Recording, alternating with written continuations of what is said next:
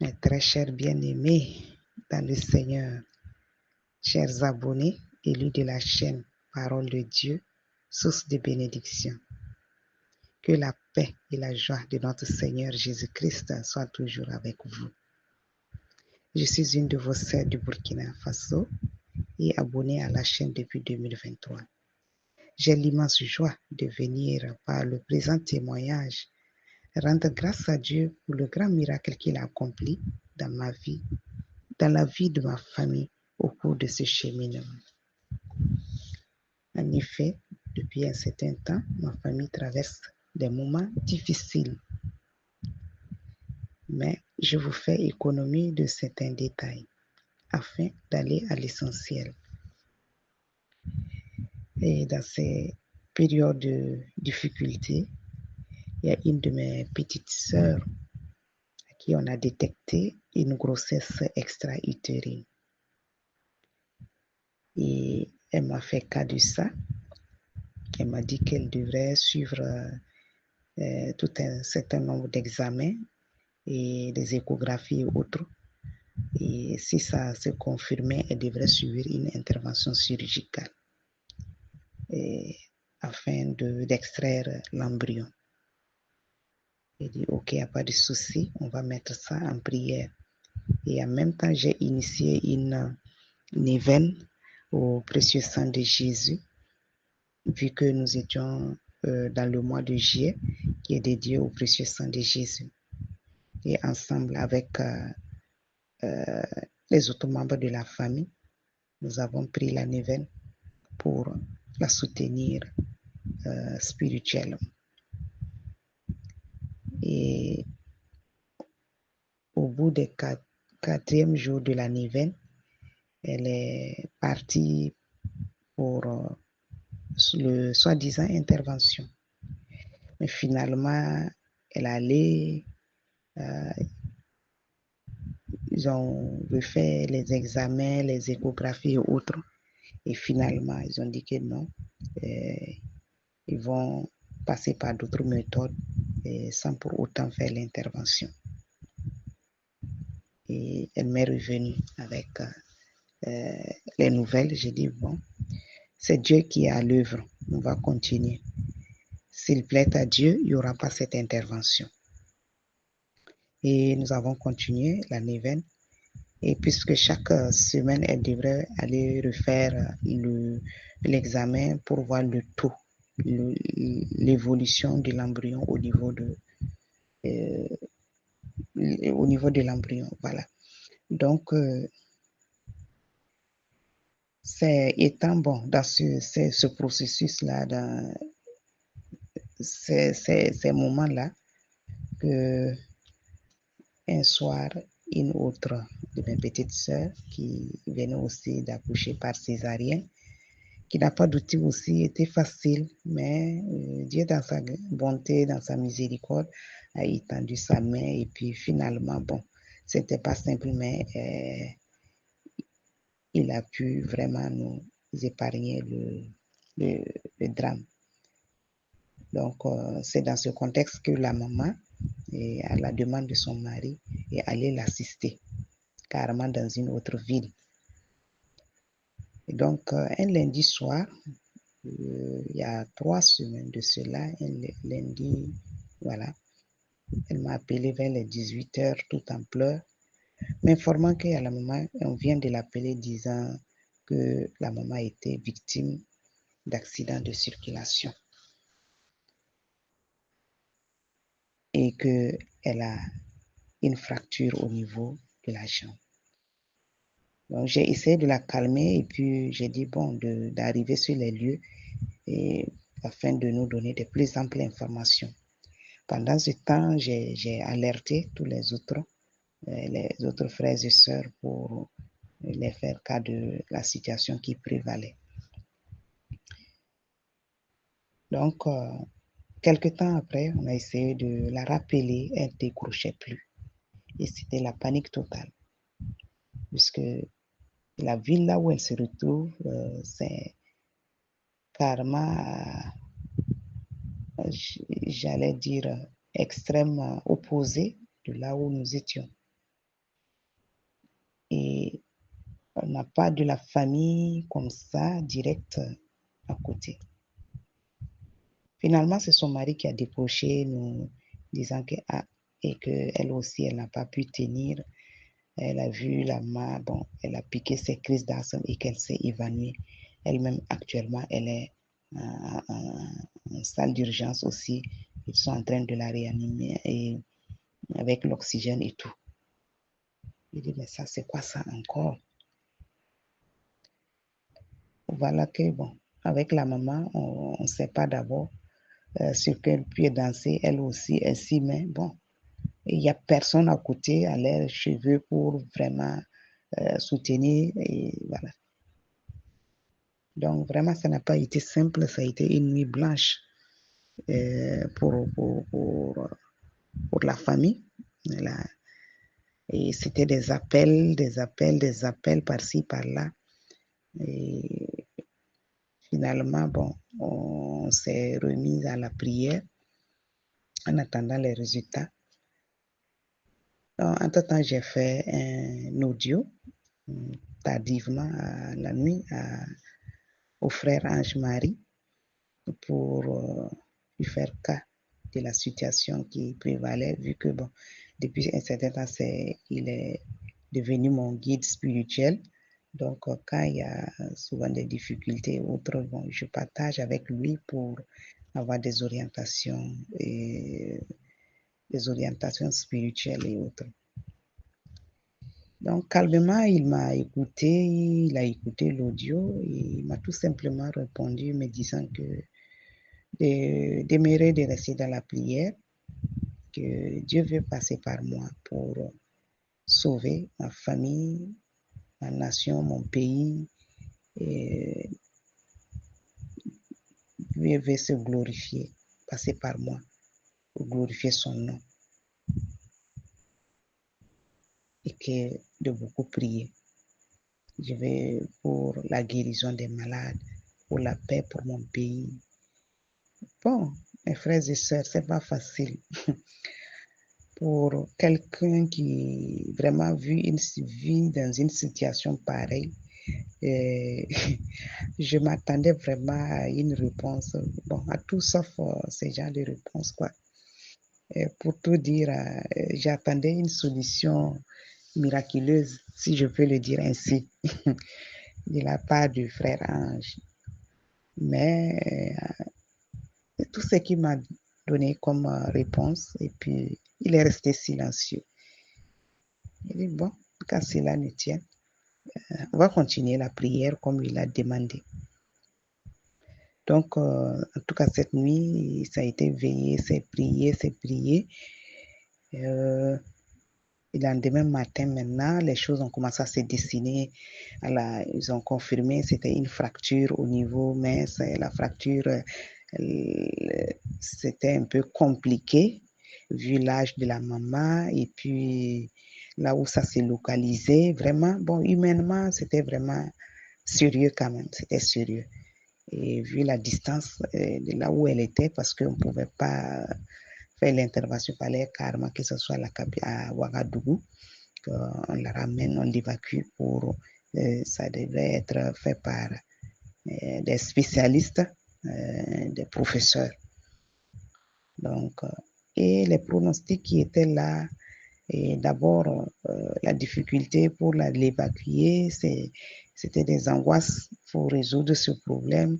Et le coût de l'intervention, on parlait de l'ordre, le minimum, on parlait de 2 millions. Et ça, c'est en public. Et dans les privés, voilà. Et vous êtes là un soir, la nouvelle tombe paf, de façon imprévue. Et voilà. Et tout de suite, on dit, voilà, il faut mobiliser minimum 2 millions pour l'intervention, puisque il fallait, vu là où ça se trouvait, et l'intervention, ça avait souhaité qu'on le fasse en moins d'une semaine. Parce que si on laisse passer, c'était pas bon. Et c'était pas bon pour elle. Mes frères et sœurs, c'était y a l'angoisse qui était là pour elle-même s'assurer de sa santé.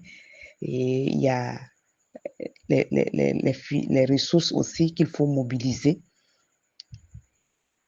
Vraiment, c'était des équations. C'était pas du tout simple. C'est des appels. Entre-temps, les autres ont commencé à se décourager. C'était des lamentations. Mais moi, j'ai gardé la tête froide. Au contraire, c'est moi j'ai remonté le moral et j'ai demandé aux uns aux autres de garder l'air, d'avoir confiance en Dieu, d'avoir foi en Dieu. Il n'y a rien qui est impossible à Dieu.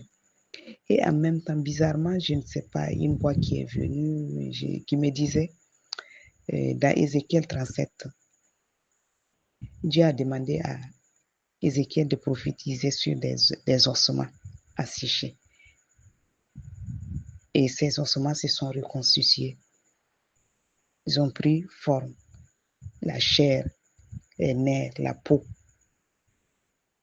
jusqu'à former une immense armée. Et c'est ça, j'avais comme, quand je vois les autres, j'ai dit non. Si Dieu a pu reconstituer des ossements, carrément asséchés, en faire une armée avec, c'est pas seul os de ma maman là que Dieu ne va pas pouvoir. Je dis, il n'y a rien qui est impossible à Dieu. Gardons notre foi et restons unis, restons concentrés sur la prière et cherchons des solutions. La solution, là, vient de Dieu. Humainement, ce qu'on peut faire, on va le faire. Mais le reste, on laisse ça. Dieu va s'en occuper. Entre-temps, j'ai fléchi, je suis rentré, j'ai fléchi chez nous. J'ai dit, bon, Dieu Tout-Puissant, Père éternel, de toi à moi, dans la discrétion. Voilà le problème qui est là. On fait comment? On parle de 2 millions. Ça, c'est le minimum. Elle est à des kilomètres. On fait comment? Tu connais le compte de tout un chacun de nous. Puisque j'ai pris le chapelet, le mystère douloureux, comme c'était le mardi, j'ai pris le mystère douloureux. Arrivé au 4e mystère douloureux, le portement de la croix, je me suis rappelé encore que malgré que Jésus était le Fils de Dieu,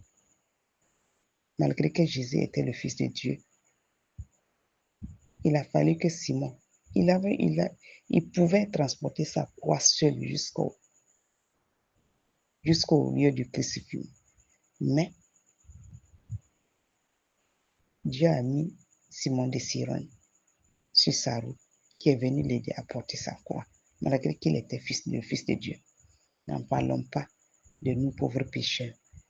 J'ai dit donc, Seigneur, même ton propre Fils, qui a suscité Simon de Cyrène de venir l'aider pour porter sa croix. Cette croix-là nous dépasse. Mais je sais que tu ne vas jamais charger quelqu'un d'un fardeau qu'il ne peut pas transporter. Tu connais le compte de tout un chacun de ses enfants. Tu connais nous tous nos comptes, ce qui est dedans. Tu sais qu'à l'instant là, on ne peut pas avoir les 2 millions là. C'est toi seul qui sais ce que tu peux faire pour que nous puissions mobiliser ces fonds-là pour pouvoir nous occuper de notre maman. J'ai fait ma prière comme ça et puis je suis ressortie. Et on était là, ça courait de partout, il faut les appels par-ci, par-là. Et tout était flou. Toute la journée de mardi, tout était flou, rien n'était clair.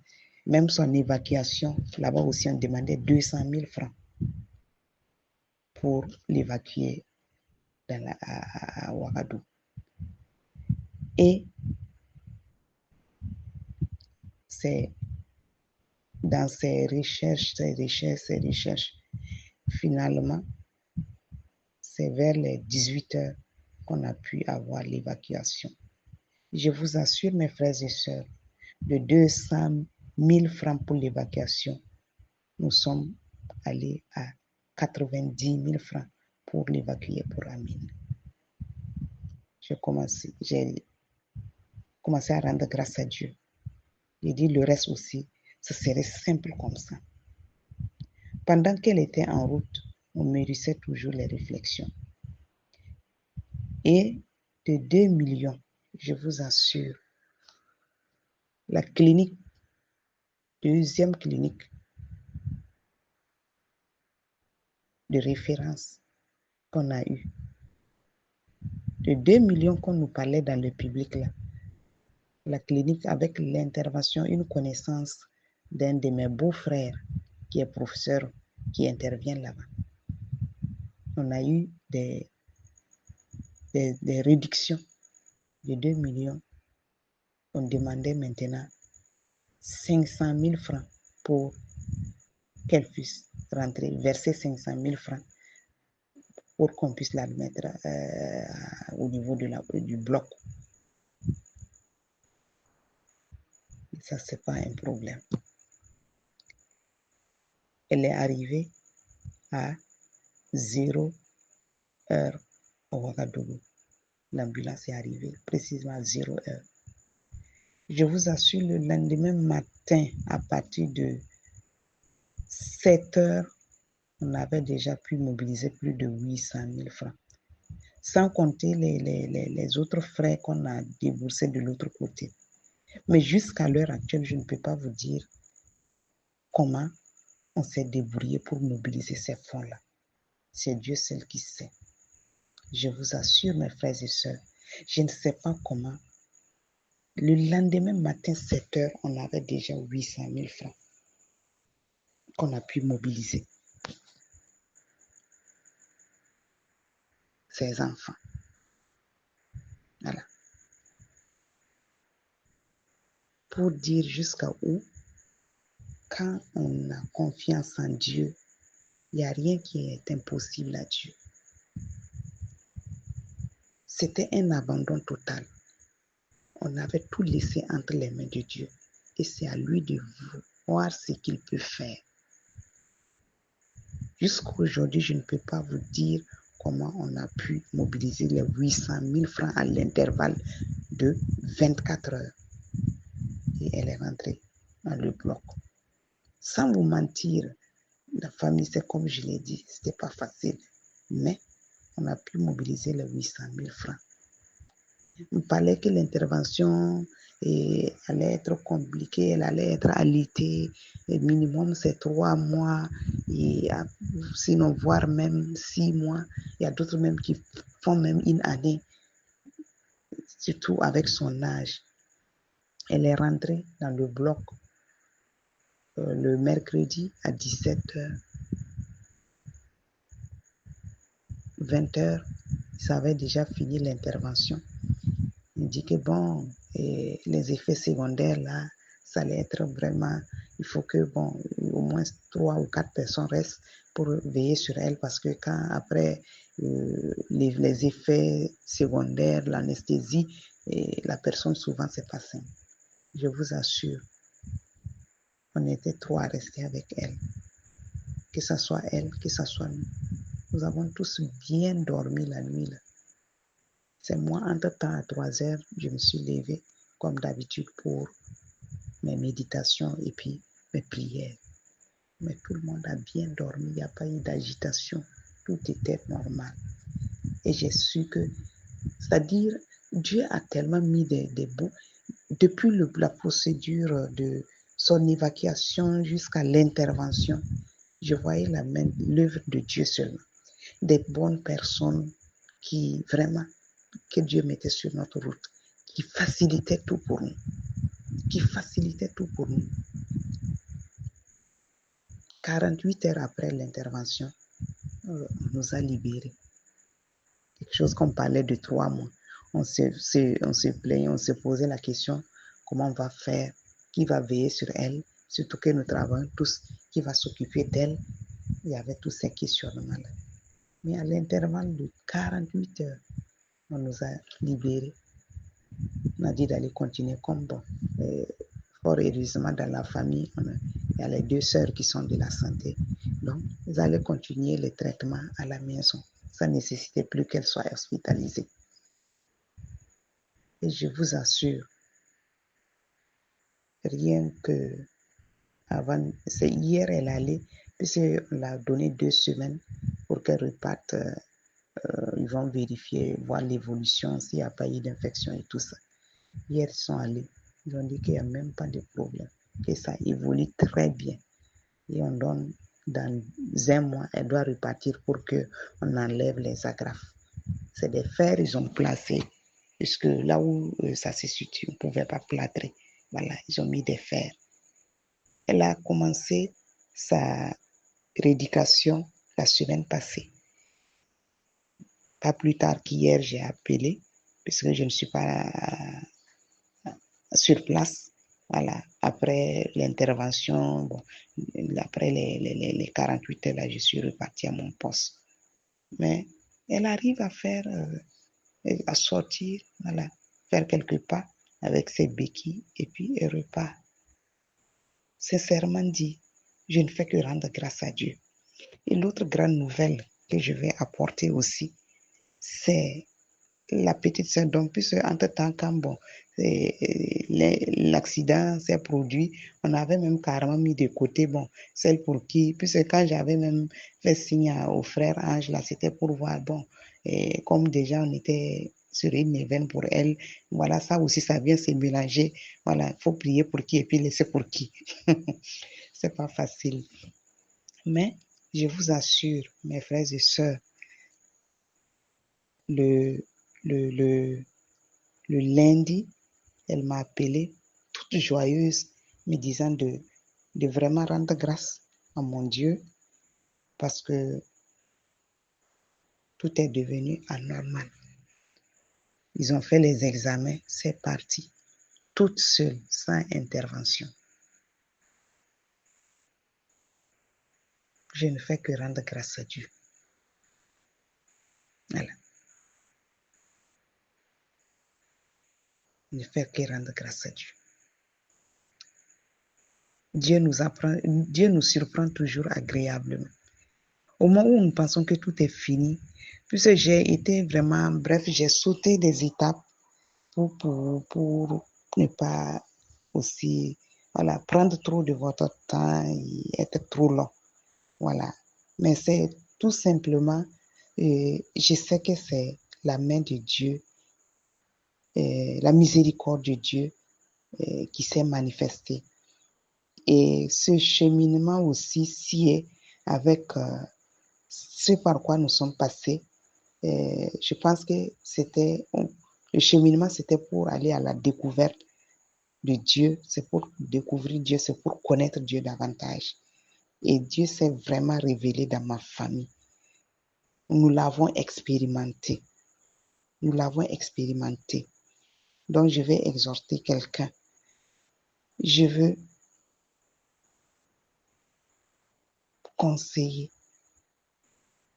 demander quelqu'un d'avoir foi en Dieu. Il n'y a rien qui est impossible à Dieu.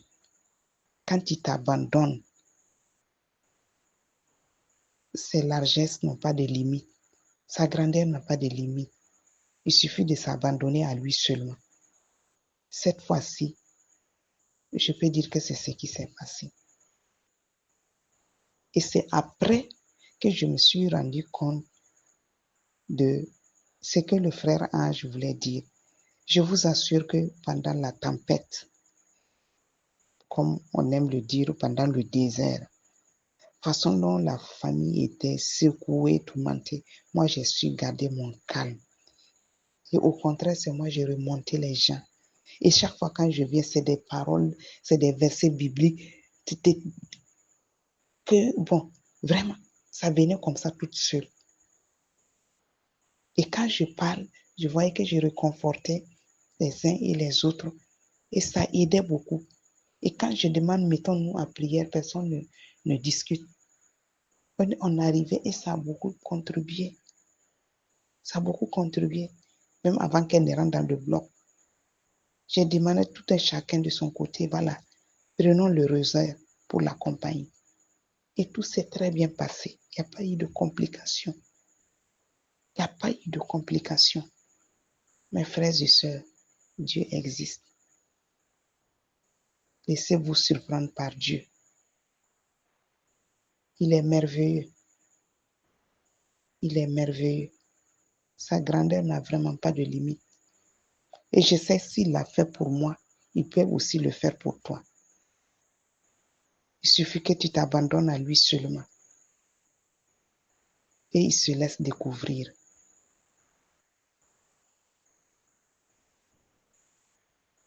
La parole de Dieu, source de bénédiction. Vraiment, je suis en train de l'expérimenter. Ma famille est en train de l'expérimenter.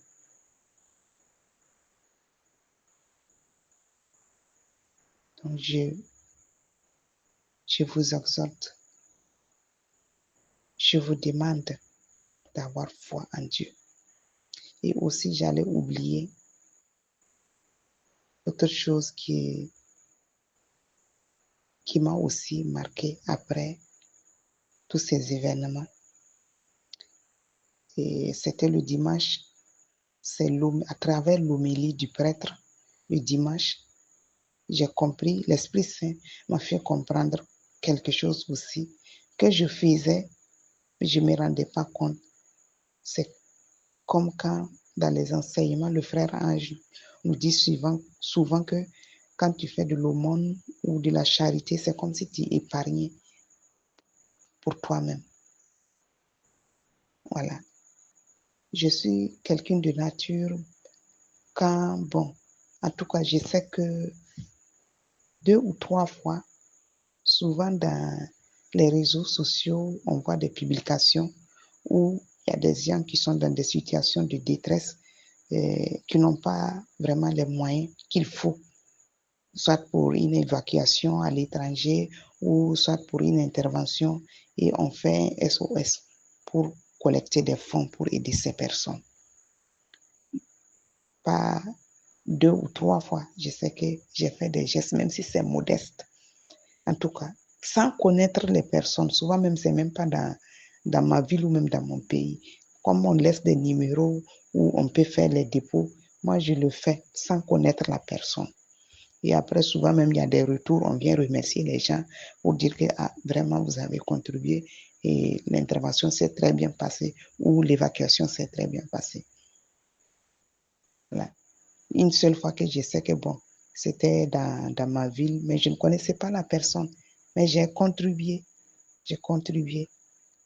Et j'ai compris que ce sont ces œuvres de charité, ces actes de charité-là, qui ont fait que j'étais aussi même si nous, on n'a pas fait un SOS pour demander aux gens. En tout cas, Dieu a suscité vraiment des gens de bonne volonté. On n'a pas demandé, mais les gens nous ont soutenus volontairement. Voilà. Et j'allais dire, dans l'amour, la charité, on a pu vraiment, ça nous a aidé à sortir de cette situation. Et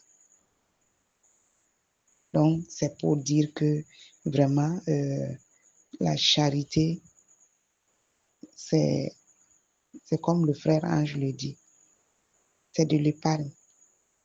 On le fait, c'est pour soi-même. C'est pour soi-même d'abord, avant que ça ne soit bénéfique pour celui à qui tu tends la main. Voilà. Donc, n'hésitons pas, quand nous avons l'occasion, quand nous le pouvons, de venir en aide à quelqu'un qui est dans le besoin. Ça peut nous sauver un jour dans des situations. Donc, j'ai été assez long. C'est ce témoignage que je tenais à partager avec vous pour vous motiver, vous dire de ne pas abandonner. Ayez foi en Dieu, ayez confiance en Dieu. Écoutez la parole, méditez la parole et tout le reste viendra. Quelle que soit la situation, Dieu veille, Dieu veille, Dieu veille, Dieu veille sur nous. Il ne va jamais nous abandonner. Même si nous l'abandonnons, lui, il est toujours là. Que Dieu vous bénisse et qu'il bénisse le frère Ange, Marie, qui manque jamais de nous galvaniser, de nous aider à grandir dans notre foi chrétienne.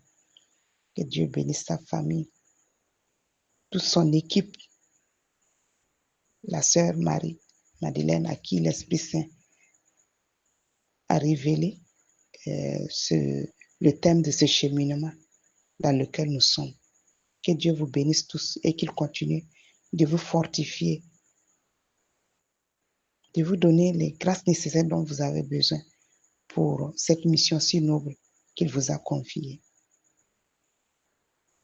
Merci.